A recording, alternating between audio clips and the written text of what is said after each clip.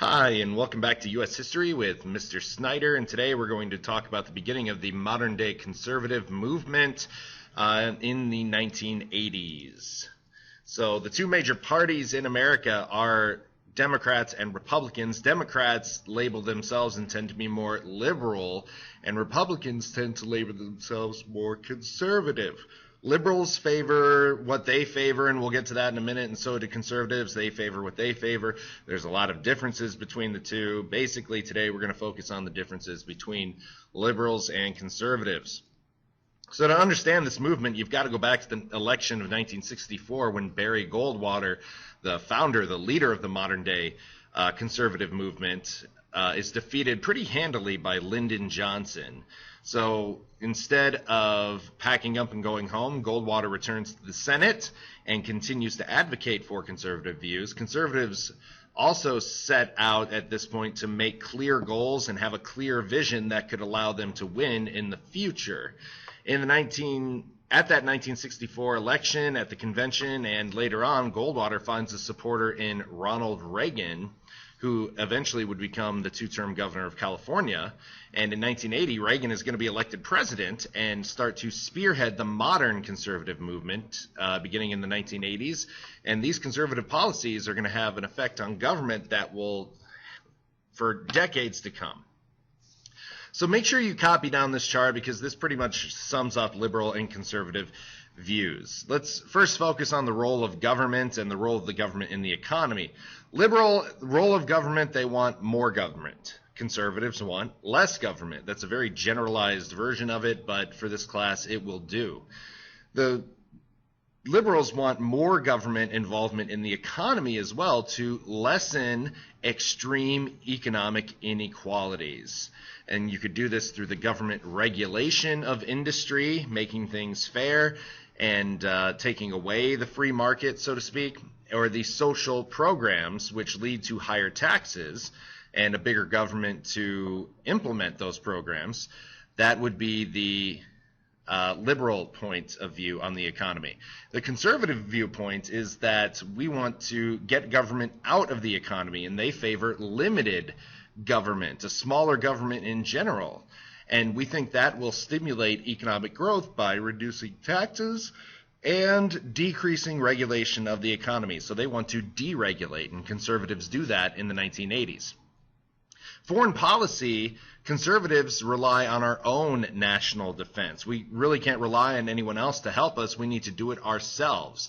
We actively fight communism in other countries, whereas liberals, we favor international diplomacy to combat communism in other countries. So diplomacy meaning working with other countries to combat communism in other countries. Conservatives during this 1980s time believe that liberal policies have left and will continue to leave an enormous amount of waste and inflation. These policies were enacted throughout the 60s and 70s, even though we did have a Republican president in there. Conservatives want to reduce taxes and limit the government regulation of industry. There's also neoconservatives who are traditionalists and warn that this counterculture and the me decade of the 1970s, which favored divorce and premarital sex and drugs, and this has been puts in danger the traditional American family and the traditional American values that we've had. There's also anti-communists who focus on the dangers presented by the Soviet Union. They do not approve of our foreign policy. For the past few years, in the 60s and 70s. And then we have the New Right, which is the all-encompassing name for this resurgent group that criticizes these liberal policies of the 60s and 70s and advocates a new political agenda. So reasons for this rise of conservatism are that the Democratic Party is in shambles. The Vietnam War policies that have left the party torn in half between hawks and doves, and the failed vision of the Great Society divide Democrats. We also have Watergate, the energy crises, the Iranian hostage crisis. Those all weaken faith in the federal government overall. I know you're wondering, Watergate was a Republican president. Well, it still weakens faith in the federal government overall, because then we did have a Democratic president after that, and Jimmy Carter. And this counterculture was basically a coastal phenomenon. It alienates Midwestern Americans and white conservative Christians. And this new right, this group, points to the liberal policies as the problem with the economy, saying that liberals tax the citizens and businesses too heavily. That and the Vietnam War budget is responsible for stagflation and the presence of unfunded mandates. So unfunded meaning no money is coming to it, and mandate meaning it is mandatory. These are required programs that aren't paid for by the federal government, but they require the states to do them. Liberal policies also continuing. Conservatives criticize the welfare program, arguing that this rewards a lack of effort. The Great Society programs made poverty worse, not better.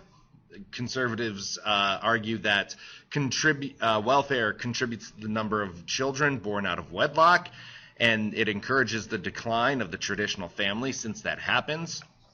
Affirmative action programs contribute to reverse discrimination against whites. And there's also the Sagebrush Rebels, which are a group out west who feels the federal government controls too much of the land in the West, and they should give that land back to the states because they'll know best what to do with it. Religion and the religious right starts to get involved. The biggest religious right organization is the Moral Majority, which was founded by Reverend Jerry Falwell in 1979. And what it is, it's a political organization working toward religious goals. Things they believe in are they condemn abortion, the Equal Rights Amendment, homosexuality, and the decline of the traditional family, which we've talked about sort of. They also oppose the Engel versus Vitale Supreme Court decision, which forbade religious teaching in school and religious prayer in school. So these Moral Majority and other religious right organizations increased the Republicans' chances of winning in 1980 by reaching out to religious conservative Americans who had not traditionally taken part in the political process.